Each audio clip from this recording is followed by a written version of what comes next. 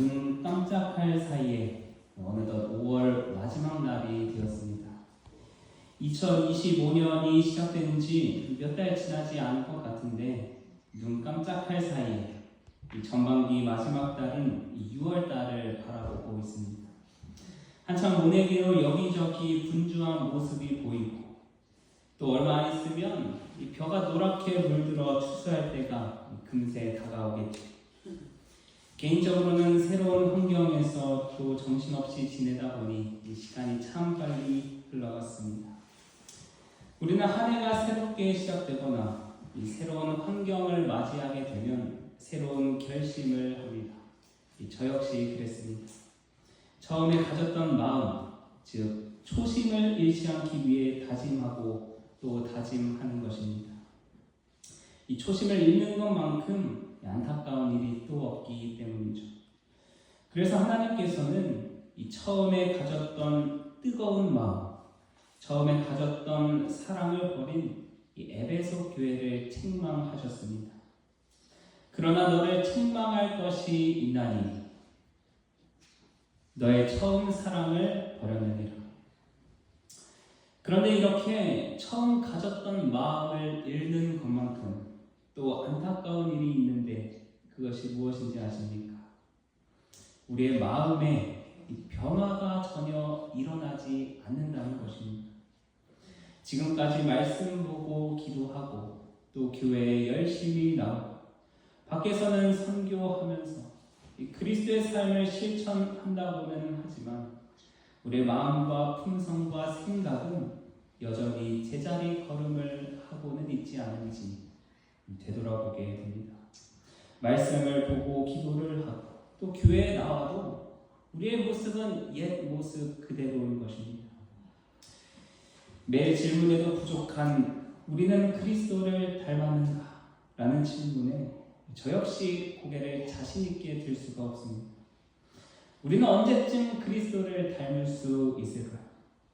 오늘 하나님께서 주신 말씀을 통해서 다시 한번 주께 시선을 고정시키길 원합니다. 이 시간 마음의 변화라는 제목을 가지고 함께 말씀의 은혜를 나누겠습니다. 로마서 12장 2절 말씀 함께 보시겠습니다. 하나님의 말씀 로마서 12장 2절 말씀 우리 함께 읽겠습니다. 시작! 너희는 이 세대를 본받지 말고 오직 마음을 새롭게 함으로 변화를 받아 하나님의 선하시고 기뻐하시고 온전하신 뜻이 무엇인지 분별하도록 하라. 아멘. 오늘 본문 말씀은 마음을 새롭게 함으로 변화를 받으라고 말씀합니다. 이것이 왜 중요하냐면 그렇게 우리의 마음을 새롭게 한다면 하나님의 뜻을 또 하나님께서 바라시는 일들을 분별할 수 있게 되기 때문입니다. 그런데 이렇게 마음을 새롭게 하기 전에 어떻게 하라고 말씀하셨습니까? 이 세대를 본받지 말고 마음을 새롭게 함으로 변화를 받으라고 말씀합니다. 우리의 마음이 지금껏 변화되지 않는 이유가 무엇입니까? 여전히 이 세대를 본받고 있기 때문입니다. 여전히 육체를 따라 습관대로 이 세대의 유행을 따르고 있기 때문입니다. 우리는 이 세대의 유행에 너무나 민감합니다. 한 해가는 경주에 뒤처짐은 인식하지 못하고 세상 사람들에게 뒤처질세라 남들 하는 대로 살아가고 있다는 사실입니다. 그렇지 않습니다. 에베소서 4장 23절에서도 이렇게 말씀합니다. 오직 너희의 심령이 새롭게 되어 하나님을 따라 의와 진리의 거룩함으로 지으심을 받은 새 사람을 입으라. 너의 심령이 새롭게 되기 전에 그 앞절인 에베소서 4장 22절에서는 어떻게 하라고 말씀하냐면 너희는 유혹의 욕심을 따라 썩어져가는 구습을 따르는 옛 사람을 벗어버려 오직 너희의 심령이 새롭게 되어 새 사람을 입으라고 말씀합니다.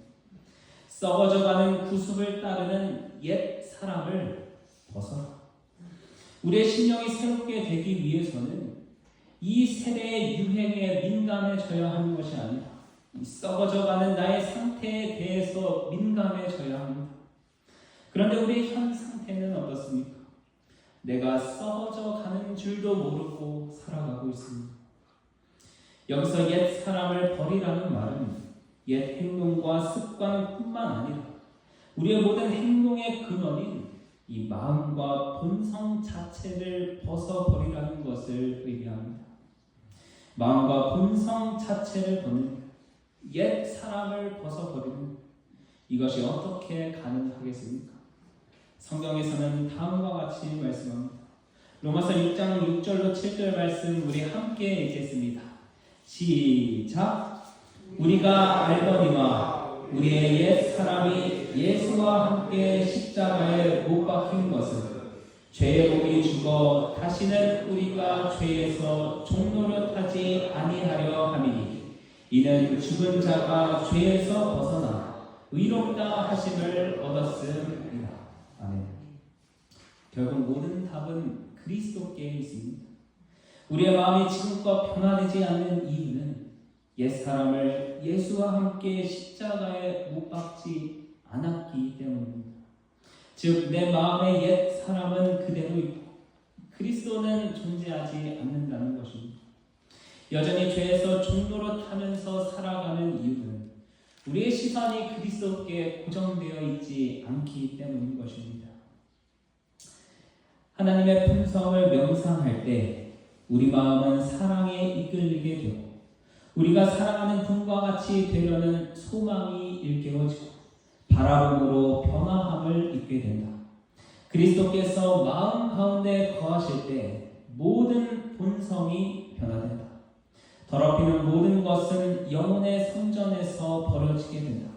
탐욕, 저열한 정욕, 불순한 생각, 교만, 부적절한 애정, 복수심, 앙심, 탐심, 시기 이 모든 것들이 그치게 되며 한때 좋아했던 것을 미워하게 된다. 그것은 우리가 예수 그리스도 안에서 새로운 피조물이 되었기 때문이다.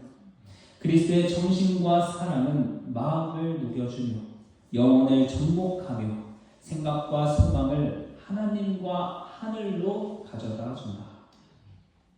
그리스도를 바라봄으로 우리는 변화함을 입게 되며 그리스도의 정신을 가지고 있을 때만이 우리의 모든 생각과 소망이 하늘에 도달할 수 있습니다. 사랑하는 성도 여러분, 우리의 옛 사람을 예수와 함께 십자가에 못 박고 죄에서 벗어나 자유케 되시길 간절히 소망합니다.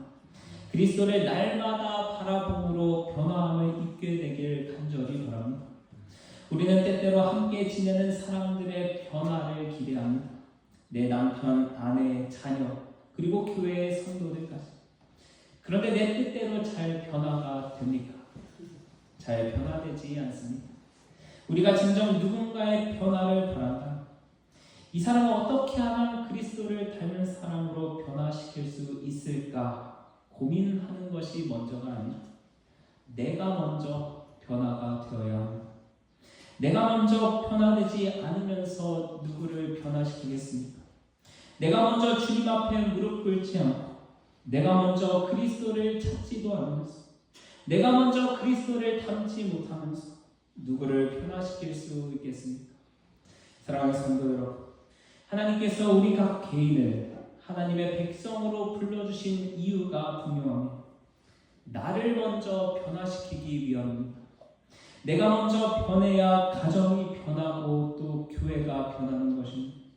내가 먼저 무릎을 꿇어야, 내가 먼저 주께 예배 드려야 내 자녀들이 또 우리 성도들이 주님 앞에 무릎을 꿇게 되는 것입니다.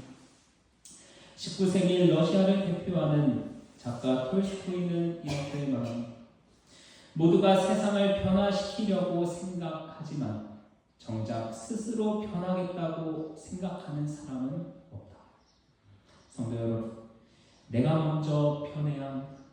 내가 먼저 변하면 가정이 변하고, 내가 변하면 교회가 변하고, 또 교회가 변하면 이 죄악된 세상의 변화를 일으키는 놀라운 역사가 일어나게 될 것입니다.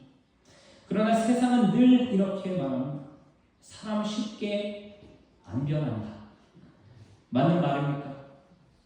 사람 쉽게 변하지 않습니다. 절대로 쉽게 변하지 않습니다.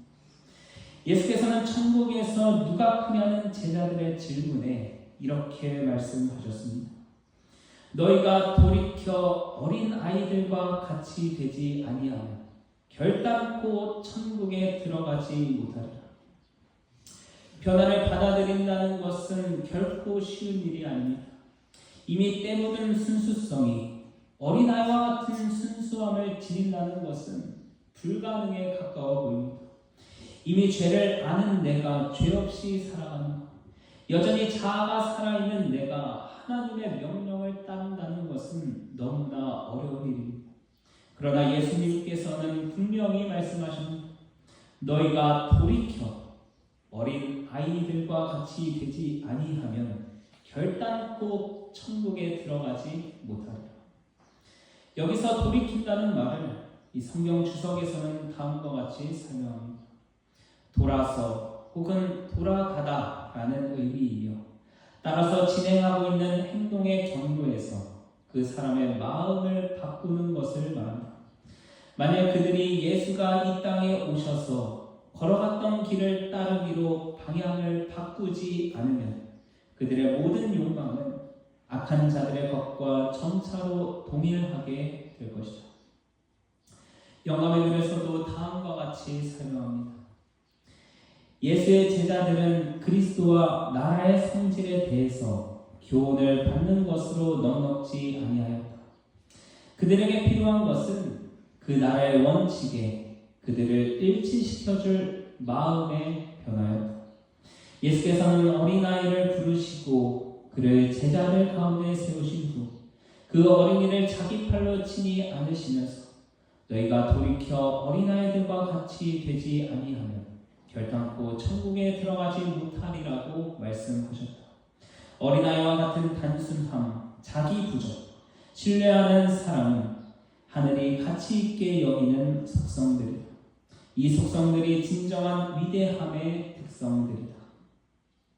돌이킨다는 것은 어린아이와 같은 단순함, 자기 부족, 신뢰하는 사랑을 가지고 세상을 향했던 마음을 바꿔서 주께서 걸어가신 길을 따르기로 결심하는 것을 말합니다.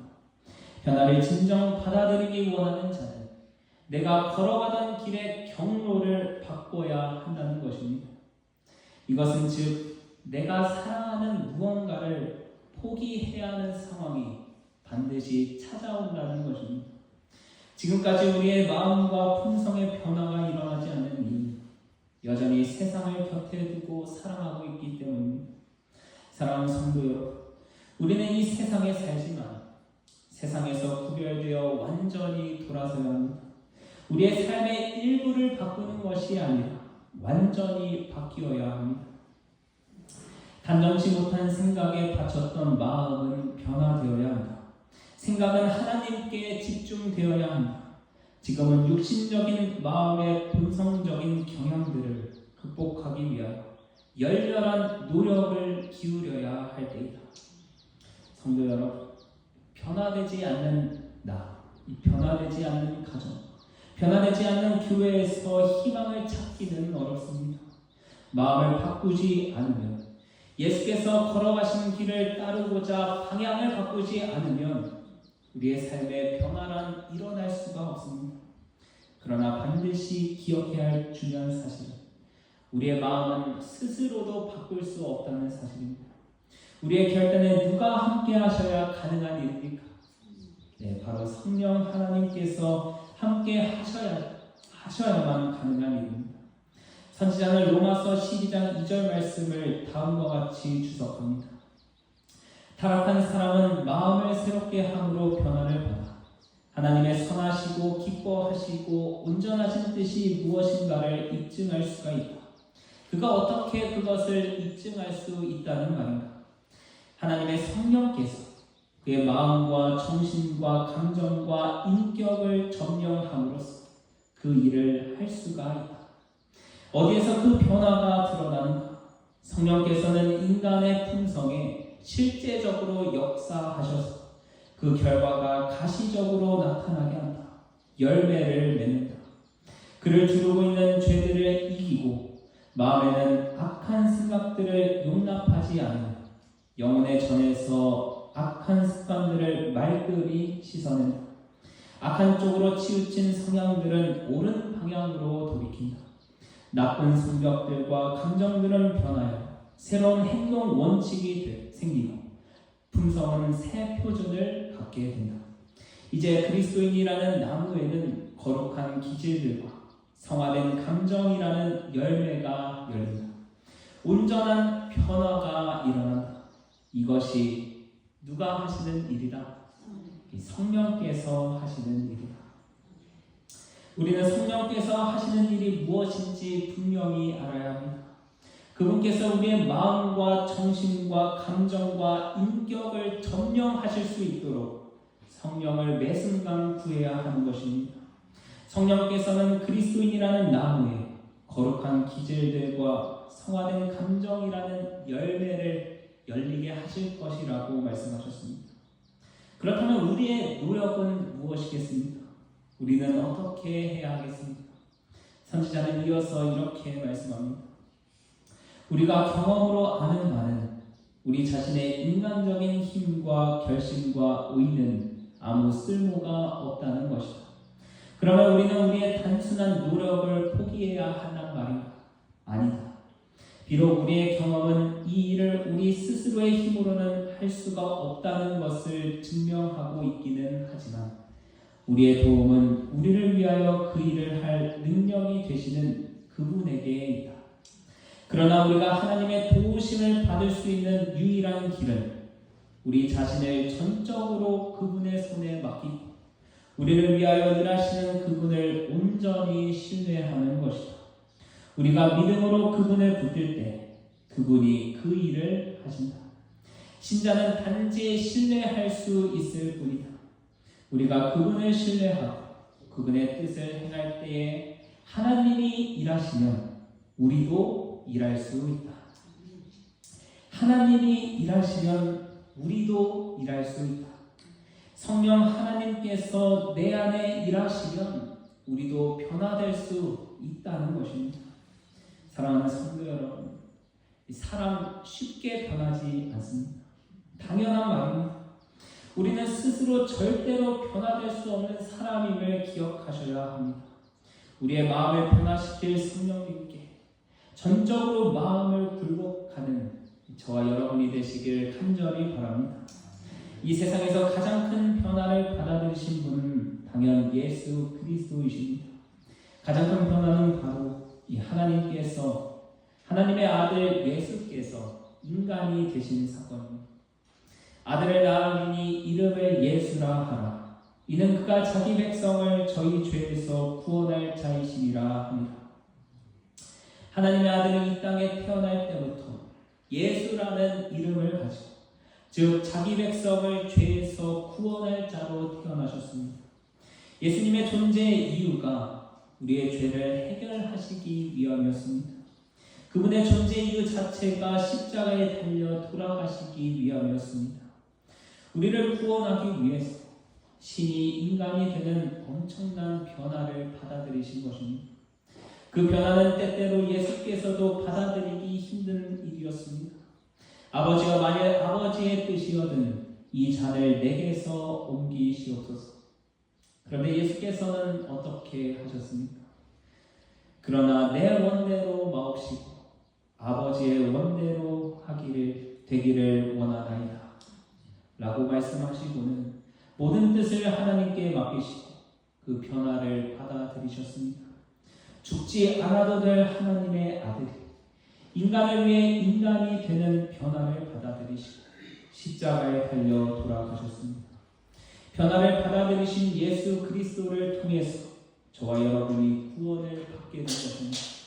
사랑하는 성도 여러분, 우리의 삶의 변화는 언제 찾아오겠습니까? 우리를 죄에서 구원하신 예수 그리스도를 내 마음에 모시고 성령님께 내 마음을 온전히 드릴 때 우리의 삶은 분명 변화될 것입니다. 사람 쉽게 변하지 않습니다. 그러나 전능하신 하나님께 불가능은 없습니다. 변화를 받아들이는 자를 통해 하나님께서는 놀라운 역사를 이뤄내실 것입니다. 나를 먼저 변화시켜 내 가정과 교회를 변화시킬 것입니다.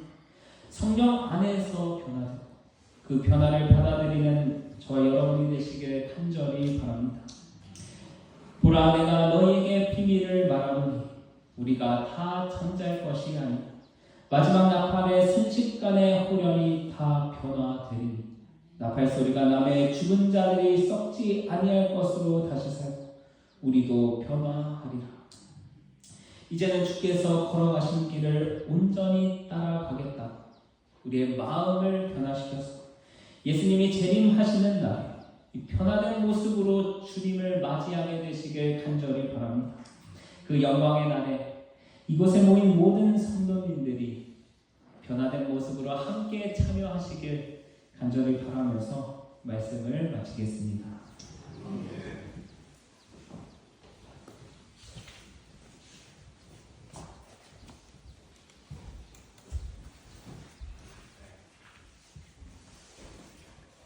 하나님의 비밀이 우리 마음속에서 일어나기를 바라면서 344장 회개하고도 구주를 감미함의 목사님 책으로 마치겠습니다.